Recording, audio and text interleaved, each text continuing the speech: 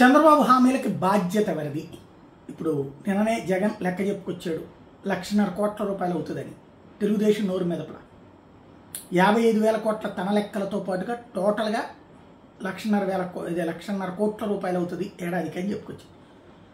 మరి ఇప్పుడు చంద్రబాబు చెప్తున్నటువంటి ఆ హామీలకి పవన్ కళ్యాణ్ బాధ్యత తీసుకుంటారు, భారతీయ జనతా పార్టీ బాధ్యత తీసుకుంటారు. అబ్బాయి నాకు సంబంధం లేదనడానికి కుదరదు. ముగ్గురు కలిసి ప్రభుత్వం ఏర్పాటు చేయాలనుకున్నప్పుడు, ముగ్గురు కలిసి ఎన్నికలకు వెళ్ళాలనుకున్నప్పుడు ఖచ్చితంగా సమాధానం చెప్పాల్సి ఉంటుంది. సమాధానం చెప్పకపోతే దాన్ని అంగీకరించినట్టే. ఇప్పుడు 50,000 కోట్ల రూపాయల దాకా ఇప్పటికే ప్రజెంట్ గతంలో తెలుగుదేశం హయాంలో తీసుకున్నప్పైనా, జగన్మోహన్ రెడ్డి హయాంలో తీసుకున్నప్పైనా అప్పులకి అసలు కిస్తీ ప్లస్ వడ్డీతో సహా కడుతున్నాం. అది రాబోయే ఏళ్లలో 70,000 కోట్ల దాకా వెళ్తుంది. జీతాలకి 90,000 కోట్ల దాకా వెళ్తుంది. ఇది 1,50,000 కోట్లు అప్పు అయితే ప్రతి ఏడాది మనం తీసుకోవడానికి వీలవుతున్నటువంటిది 40,000 కోట్ల దాకా. మరి ఇక్కడ ఇవన్నీ చేయాలంటే 1,00,000 కోట్లు అప్పు కావాలి. ఎవరిస్తారు, ఎవరు తీసుకోవాలి చూడాలి.